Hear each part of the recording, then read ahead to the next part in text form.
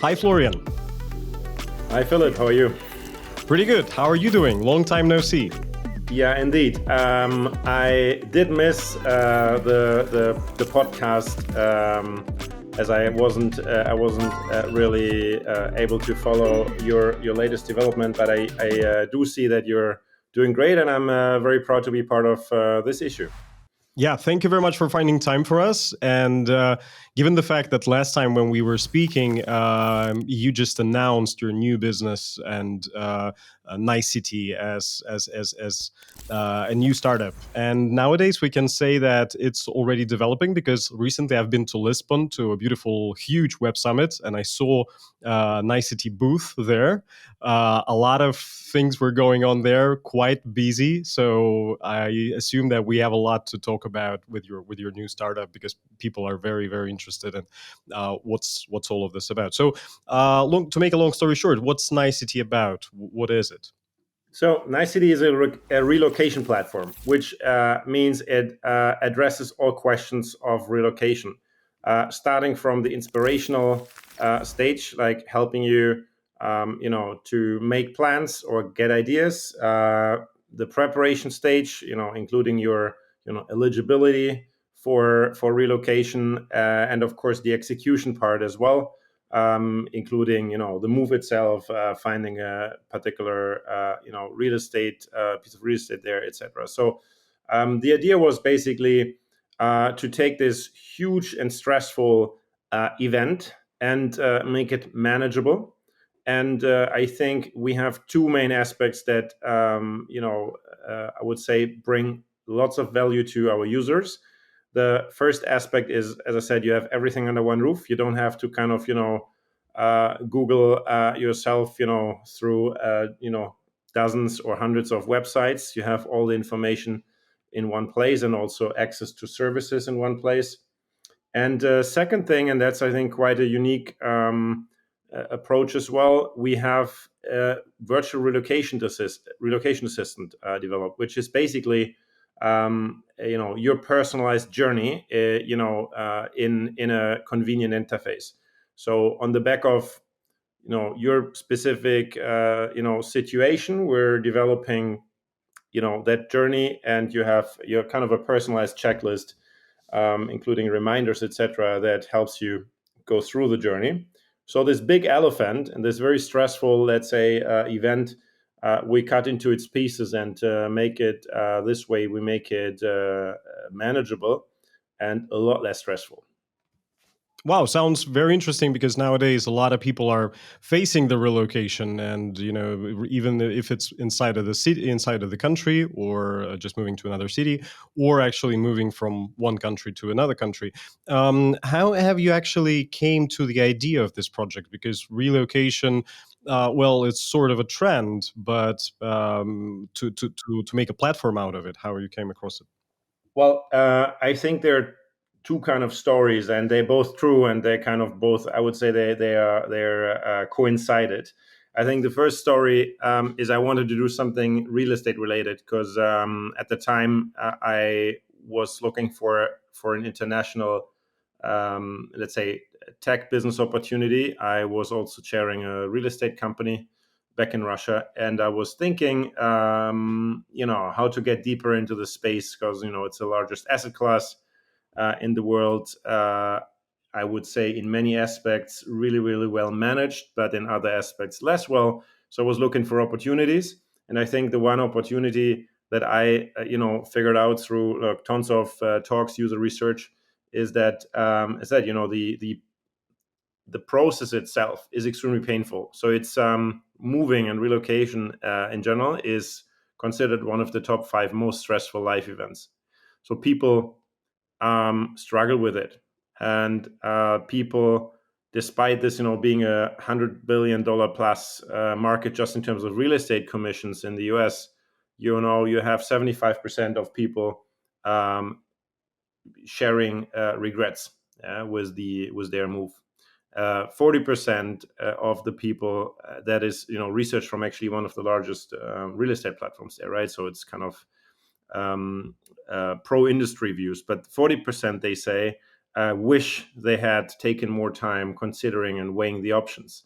And so, taking all this kind of, let's say, painfulness into account and looking in the way actually the relocation journey is kind of, let's say, represented by platforms, I think, it was for me very obvious to say, look, it's so fragmented today, it's so painful. Why not building a platform that takes it, all under one roof? And the other part, the other story, is more my kind of private situation. I relocated several times, during my life, from Germany to the US, to Russia, to Spain, and I realized,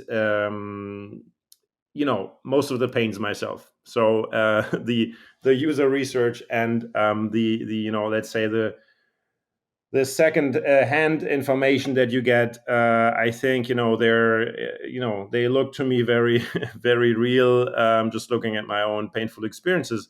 And I think those two things together, taught me, like, why don't you build this platform? And that's what we just did. And I'm super happy we started it, because the more digging we did, the more pains we discovered. So I think, I'd say over time, our hypothesis has just turned out to be even more true, or even more true than we initially thought. Wow, it's always cool when the product is actually based on not only a need of, your product market fit and some development of the market, but also as an owner, as a founder, on your own needs. This is double as valuable as the product is as valuable as it is. But the another question is, the functionality that you mentioned is very, very broad. So from personal situation, personal customer journey, and like a personal assistant service that you're providing, all the way to like a social media kind of thing that you're having in there, that where people can actually leave some comments and stuff like this. Yeah, Uh, what was your initial idea, or maybe the yeah, MVP that you started with? yeah. Good you mentioned the community part of it was initially what we thought is extremely powerful for the needs of those who enter unknown territory, to ask questions, etc. And I think we were thinking much less about it as in social network, but much more as in building a forum where people in a more structured way can leave their information. And I think while we started building this on the back of Yandex Local, kind of, let's say, product experience that our team had, we realized that it's maybe not actually uh, serving a key problem, or solving a key problem. And it is interesting, but it is also, let's say, quite expensive to bring traffic to an unknown brand, right? For people to engage. So what we actually started doing initially was, doing this forum experience on the website, and it's still there, or on the app. You can still use it. But what we realized is way more handy for most of the users to have that same kind of discussion and peer-to-peer advice, rather in Telegram groups, right? This is the medium which we found out works best for most audiences. So typically, you have their language specific chats. So let's say you have language and destination specific. So you say Russian speakers moving to the US, right? So, or Spanish speakers moving to the US. So I think this kind of this type of environment makes people feel more comfortable to share also knowledge, experience, good and bad ones, in their native language, and so that works. But for the time being, we're developing this a bit outside of our platform, as it's just the economics don't make too much sense at the moment. So, and what we then, I told you now what we started with, and I tell you that we're not doing that anymore too much. The thing we replaced it with is basically, which we're focusing now, is basically the relocation assistant. As I said, that is the process manager, and that is absolutely just, let's say, process and the way it's managed that is delivering value. The second part is the content. So behind each stage, let's say obtaining a visa, behind each stage like that, you have a very extensive guides. So we have more than 100 very specific guides that help you understand how in your specific situation get the visa, what the visa options are, etc. So that's the second part, content. Yeah, so relocation guides connected to this journey, right, to the process. And then third, and that's what makes it an interesting business, then is that you're able to upsell services. So we're able, of course, to help people with our digital tools, and that is most services they are for free.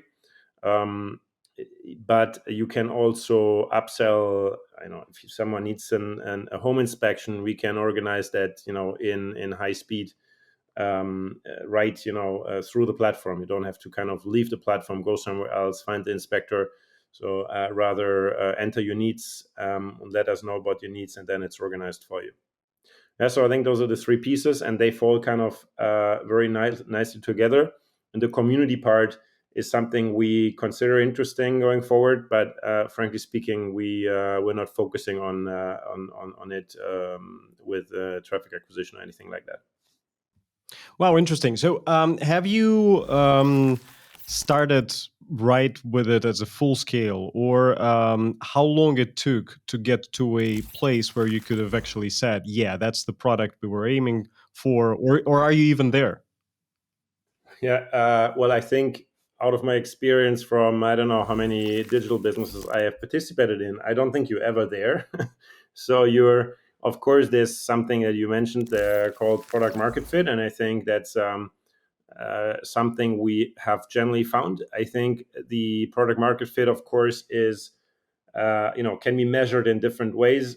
We are very much focused on creating successful user journeys, and first of all, creating users as in accounts, and then have them run through the whole journey. And I think that works super well. The second thing that works extremely well is pushing people through the kind of, let's say, forest of information in a more guided way through the relocation assistant and the respective guides behind. So we see quite some nice retention on how people actually on those guides, and people are really using us as a credible platform. What we just started, I mean, really kind of a few days ago, is advertising our subscriptions. So we have a subscription service that gives you additional benefits, going beyond the digital tools. You have a 24/7 customer service access. You can, through that, can ask your specific questions to someone who understands the overall journey. And also, you have a consultation with an attorney, one free per month, which helps you maybe with some deeper questions that a service team member can't address, or something that the guides don't kind of fully solve for you. So yeah, if you want to go deeper in the execution of your journey, I think the subscription model is really attractive. Yeah, and I think that works. The other thing which I think we're really proud of, and I suggest you to try it out if you ever consider moving to the US. We have a super unique search engine for neighborhoods. So you basically tell us what you like, what your preferences are, what your needs are, and we basically search across the states on a like micro level for suitable neighborhoods. And these neighborhoods, we suggest you see right away all the real estate within that neighborhood, etc. So, do I get it right that in your business model, it's sort of a freemium? So you start for free, you start your customer journey on the platform, you get your information, you get guided through huge, I can only imagine, amounts of content you need to go through to get the information. But then you have the possibility to upgrade, right? And then you pay. Absolutely, that's the idea, and I think also that fits pretty much the audience, because most people we speak with, they have an idea to relocate, but they haven't decided yet, right? So I think it is very important to catch people very, very high up in the funnel. So we want to basically meet them when they're dreaming, when they're thinking about the relocation, way before they actually have decided, on most of the aspects. So that in mind, yes, we want to really be, very much addressing people with a free product.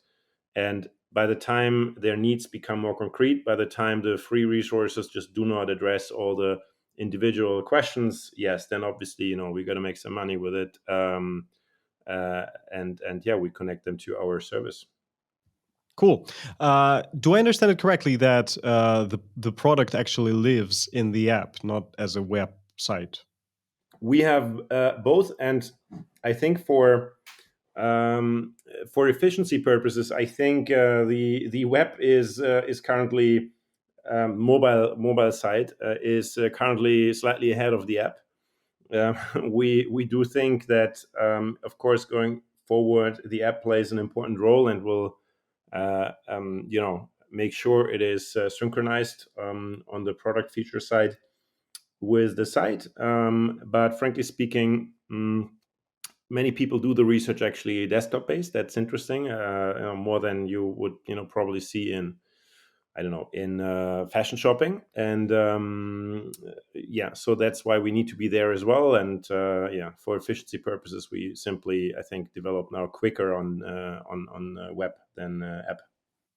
What are your thoughts on actually developing products? Because it's very controversial. Because in my own opinion, and I found it by an experiment while working for e-commerce for different fashion brands, that actually mobile app for a mono brand could work. It becomes sort of a magnet to attract the most loyal customers, and only the most loyal customers will actually use the app.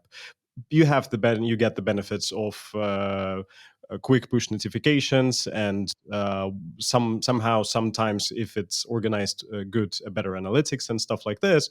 But at the same moment, it's very, very limited to what you can do with this and to how many people are actually using this. So if you would have started Nicity by now, would you even go into mobile app, or you would do only the web version? Yeah, probably. You know what I would do, looking back, is maybe starting the app a little later, because some features, I told you this very simple example of the community. The community, I would not have, I wouldn't need on a small screen necessarily now inside the app. It's just not, a killer, super crucial feature at this moment. So I would have probably saved some time, and that I think is simply, in terms of sequencing, what I would have done differently. But I think there's no way to get around the app, mostly for notification purposes. And I think once you're really inside the execution of a project, as a user, I think the app is generally performing, slightly more conveniently for you. And that's why, yeah, we got to be there, and we will be there with the app as well. I think an interesting question is, do you need to do iOS and Android at the same time? Or, I mean, now I assume some startup founders listening as well. Or would you do basically, first one and then, introduce the other once, product market fit and everything is, fully there?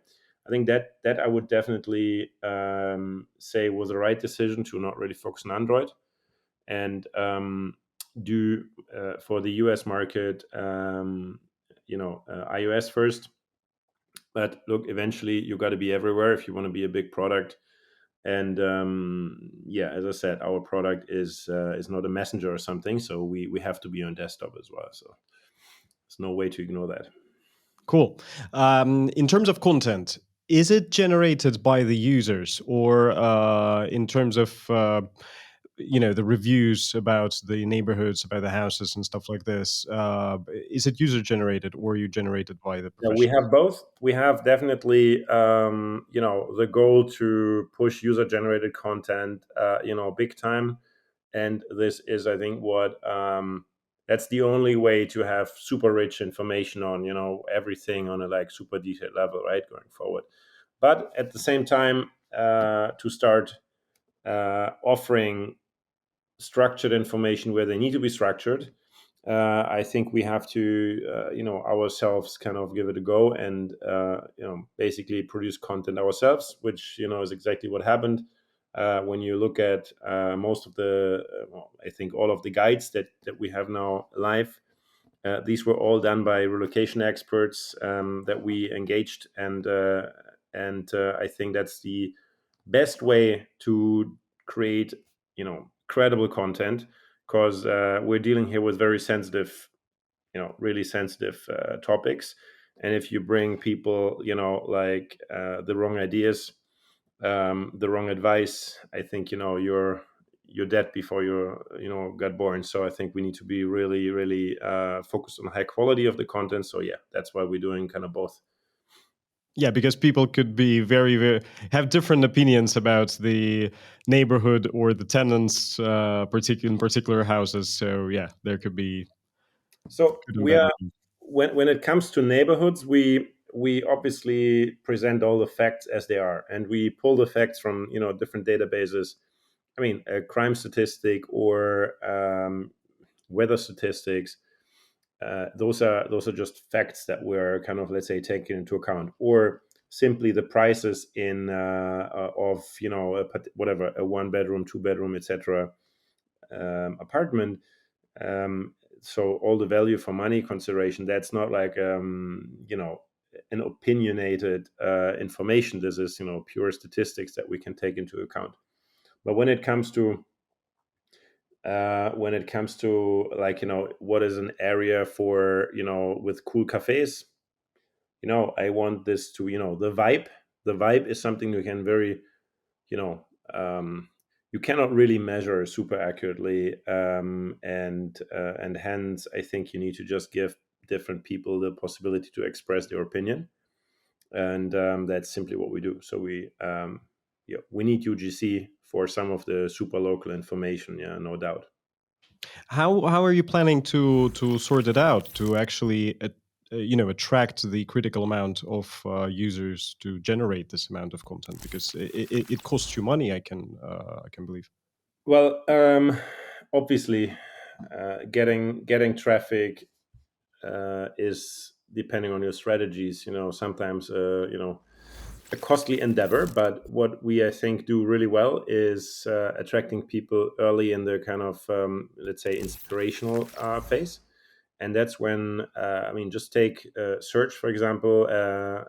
Just looking at search keywords, you're a lot cheaper going for early stage keywords. And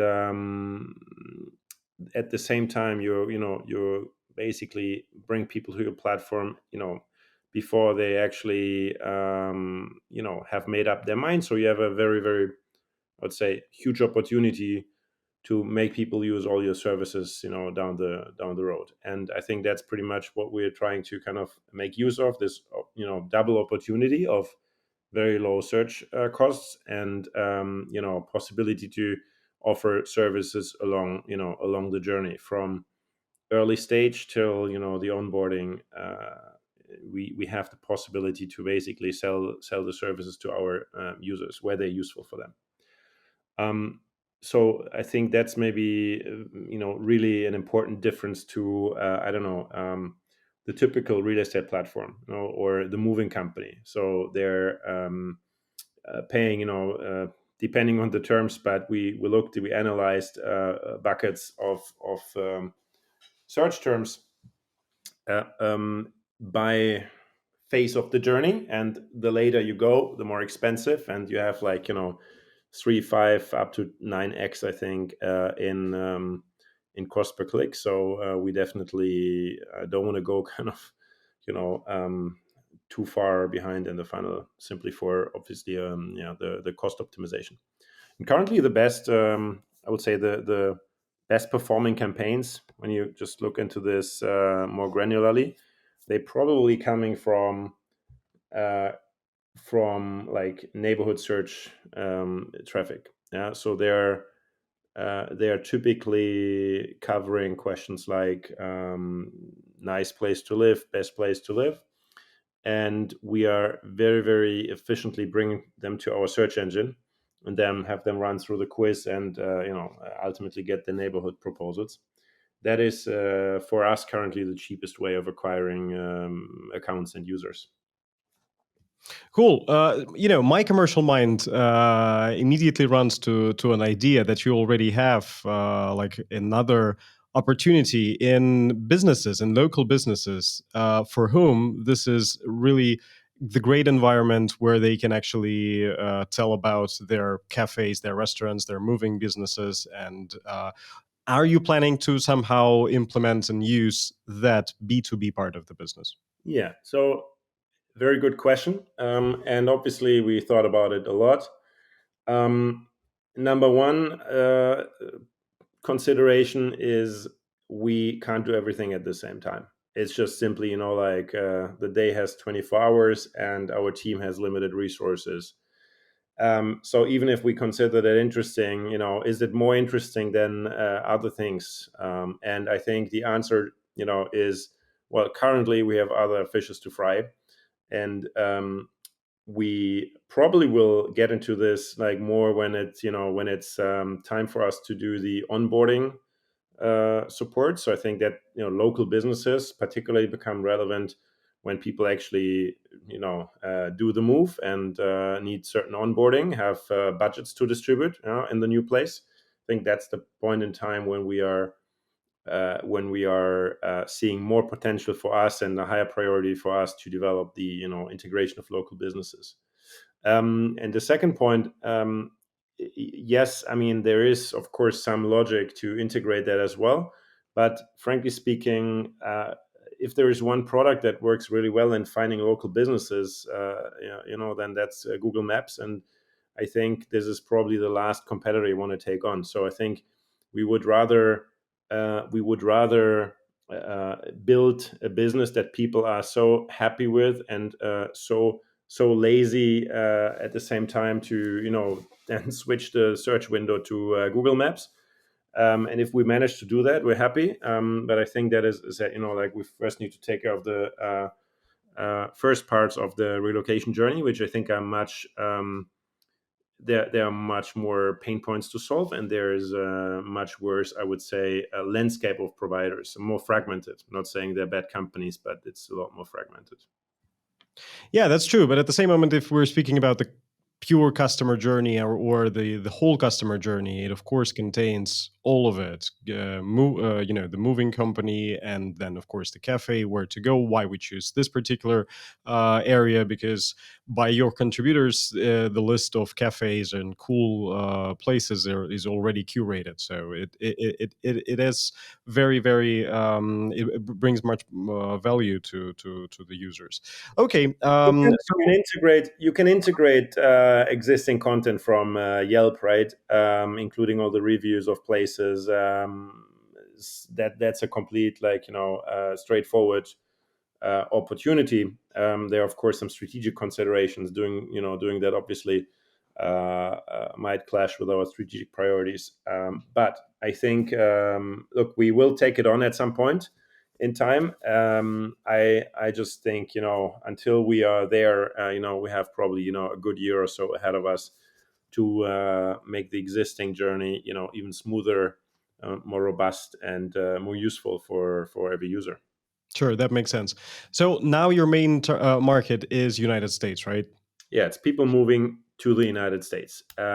This, in most cases, looking at our audience, we're speaking about people who are currently outside the US, who have plans to, move there. But we have also clients who are already in the states and want to, just finish the journey that they started with someone else, or move from one place to another within the states. So I think that's kind of what we have as a secondary audience. And I think by nature, I mean, by nature of us being a business, with a mission to make people find the perfect place to live, I think we at some point need to also open, include data and open the journey for relocations to other places. And yeah, I think here we're speaking obviously about what is the right priority and the right sequence. But I think we clearly have the mission to bring the product to the whole world. As I think only then it makes real, full sense if you kind of unlock literally access to all areas. That's a beautiful statement, but at the same moment, if we were choosing the regions that are more interesting for your business, it's very interesting. What regions do you think are interesting in terms of moving and in terms of actually your next priorities? You have, all the places, all the, let's say, regions or cities with, a strong net inflow of people, which I think you can look at as attractive destinations. Just looking at the US, you have obviously, still in California, Arizona, you have in Texas, lots of places in Florida. And that's kind of where you need to be really specific in your content. You need to make sure that these places are covered well because people are looking to go there. That means content wise, the destination is really important. When it comes to the identification of a target audience and respective users, I think that is a slightly different kind of angle. We are now looking into basically other countries. We probably need to run search in in different platforms in different languages potentially, where it boosts your efficiency. So as most people, as I said, most people we I think aim for have not yet made it into the US. Yeah, so the biggest pain is still ahead of them. The biggest pain for the relocation is actually the immigration procedure and the respective, and let's say, legalization behind. And for a proper solution of these pain points, people pay like crazy money now to law firms, to immigration agencies, but they're not really giving too much of control over this process. So you're kind of, it's very old school. You're sending documents via email back and forth, and have phone calls with with the attorney, etc. So it's not really a kind of optimized process, and as a result, people's migration sometimes take the legalization part of it take like 6 months, 12 months, while people who are really like in good hands may do the same thing in 3 or 4, right? So I think um, ultimately we want to help making this quite inefficient process a bit more efficient, and digitize it, bring the right service providers in our backend, let's say, to work, and take out all the idle time, all the waiting time, all the like wasted time as capacity isn't managed well on the agency side, etc. We want to take all these inefficiencies out and make sure that people have they choose from the beginning the right migration strategy, and have a flawless and super efficient process to actually get it done.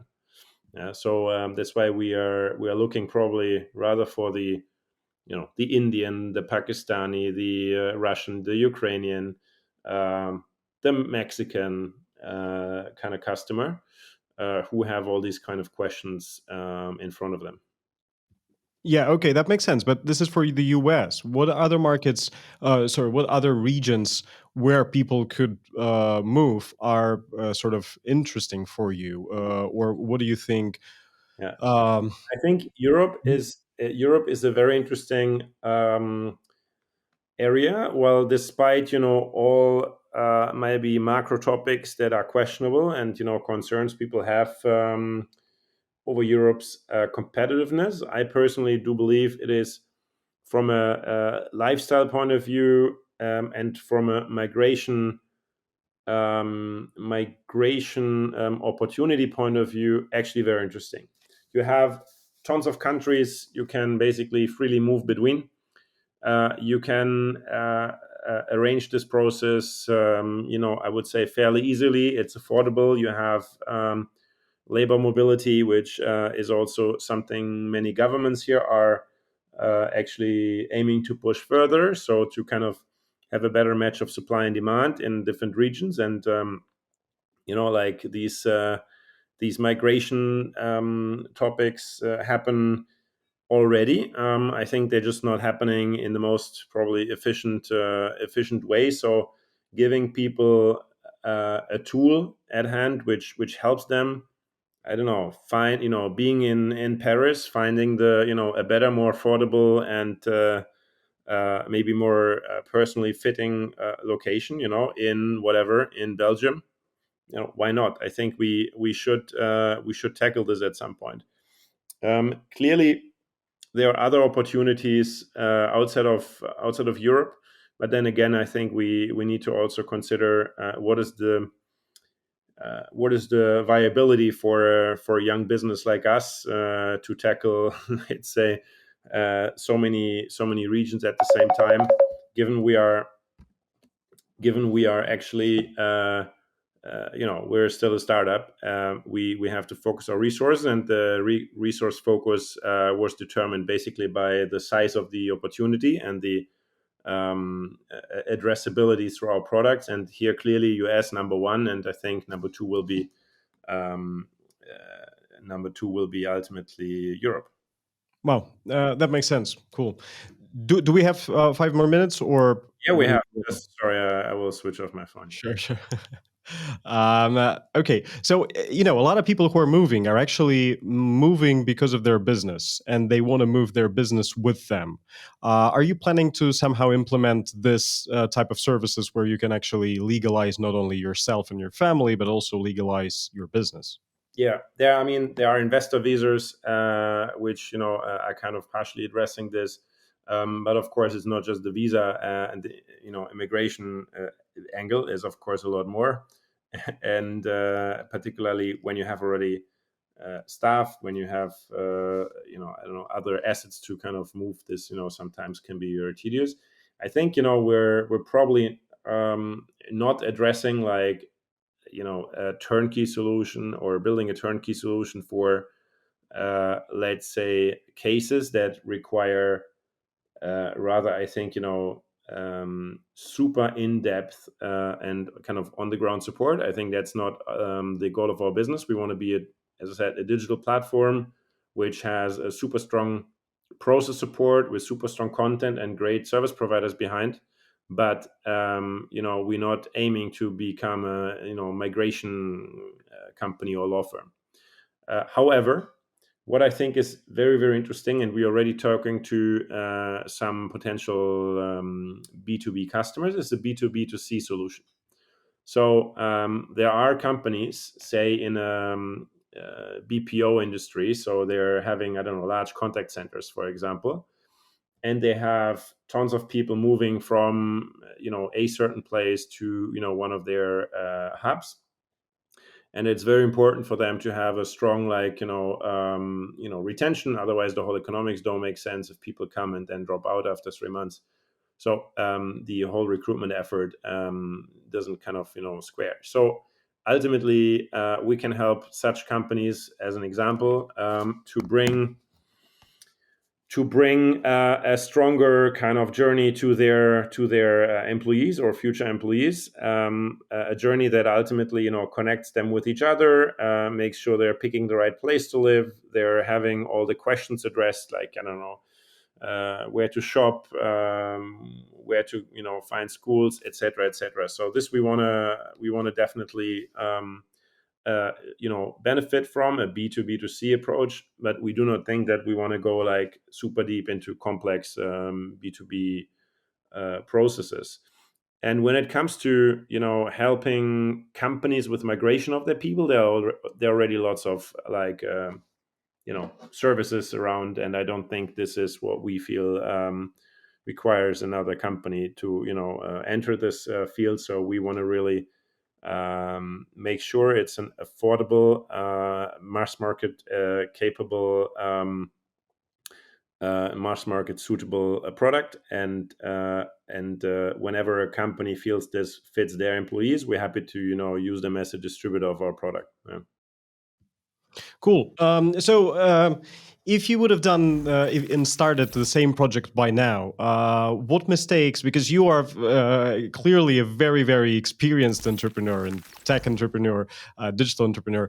With this particular project, because I can hear that it's very complicated and it's not like your e-commerce business. It has much more layers to it. What would you have done differently if started by now, and what kind of advice could you have given to yourself?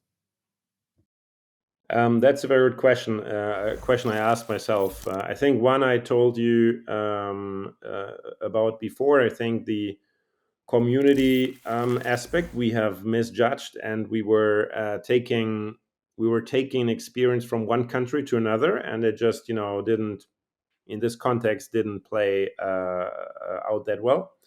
And I think it's a clear learning. So users in different countries have definitely different expectations, requirements, needs, and that's why I think we probably should have approached the community part a bit differently, and maybe first start in Telegram and then kind of bring the learnings to your platform, right? So I think that's number one. I think number two, we were very much, I think, torn apart between like what we need to kind of test, like nitty gritty testing, versus following a bigger vision. And I think we definitely had moments when we were trying to kind of test something that just is very hard to test, and in that moment we probably should have rather followed our instincts. While in other moments, maybe the instinct wasn't right and we should have tested it. And I think that was the example of the community. So yeah, I think it's just very important for any entrepreneur.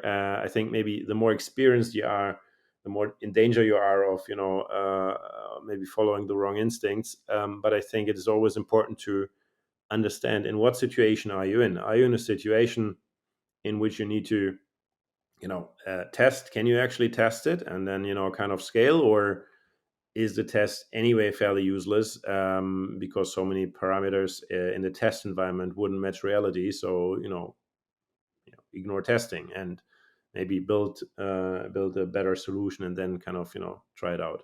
So I think that's maybe a bit generic, but I think this is also what we kind of faced throughout the last year that we built the product. Several moments when we just you know I said we're a bit like taking maybe the wrong view on things. But at the same time, I feel very happy and lucky that we as a team had the opportunity to do that and correct ourselves. So I think we I think is one of our key principles is to be brutally honest with whatever information we can absorb, and how we interpret them. And I think we try to, if something goes the wrong way, we try to super quickly adjust. And well, so far I think we have been okay in doing these adjustments fairly quickly. Are you satisfied with how the project is moving for the last year, and how's it moving right now? Yes, I'm very happy with the functionality, and how it is basically now falling together into a very neat and I think useful product. I'm quite happy with the amounts of people we have already brought through our either neighborhood search or the relocation guides, and now starting to get traffic on the relocation assistance. So I think that is great. What of course now is on top of mind for all of us is revenue generation, and I think that's frankly speaking something. If you had asked me 1 year ago, would I care too much about revenues in the first year, I probably would have told you no. Startups were very much focused on basically user base, retention of the user base, and financing wasn't at all a question. while I think clearly since the war in Ukraine, and everything that kind of followed has changed the landscape of not just investors but also in general how kind of I think startups are kind of supposed to function. And I think it's actually a healthy I guess adjustment to what was happening before, to actually think earlier about your startup as a business that needs to bring profit fairly early on. Yeah, so that's why I think the revenue focus is something we now for some time have in our mind, obviously. But when we started the project, we definitely didn't have that in mind. We thought the search engine can carry us for a couple of years, and that's all we need to build. But obviously, these times are, for the time being at least, over. Wow. Okay, that's quite interesting and refreshing to actually hear that even the best among us, the most experienced and skilled among us, could face and overcome some difficulties in the business, and it gives hope to some of our listeners and viewers who are building their own apps businesses right now and facing some of this.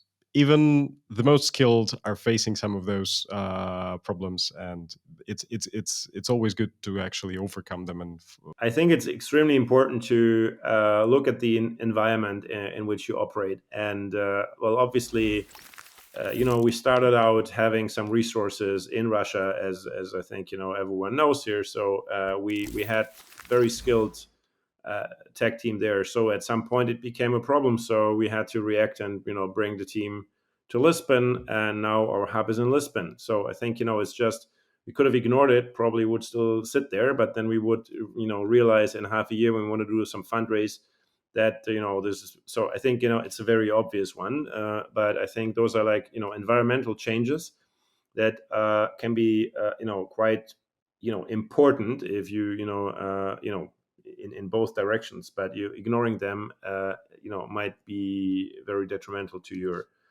success. And I think that is just something I can recommend everyone to be mindful of. What other products are out there, how are they developing, are you really solving a specific problem that no one else is solving as well as you do it. So obviously then sometimes you start out and you're alone, and suddenly five guys are popping up and doing the same better. Obviously it's something you need to be aware of. And the same thing with funding environment. If that changes and you suddenly have to deliver strong revenue growth before taking on a, let's say, really high valuation round, then you need to do that. And I think that's just healthy and well, natural and obvious. But yeah, I think no one can ignore that. Not us, not anyone else out there. So always be aware. cool. Thank you very much, Florian, for spending time and telling about Nicity, the great business that we will have a link to in the description to this video. And please go check it out if you're planning to move to United States. You know where you need to go, and you know where you will actually, for free in the beginning, get your first insights, your first information, and then, of course, you can support the great business and get you the full scale customer journey done. Thank you very much, Florian. We are very excited to see the development of business. Thanks, Philip. We'll and keep each other posted, and hope to speak to you soon. Sure, we will. Thank you very much. Have a great day. Take Bye. care. You too. Bye-bye.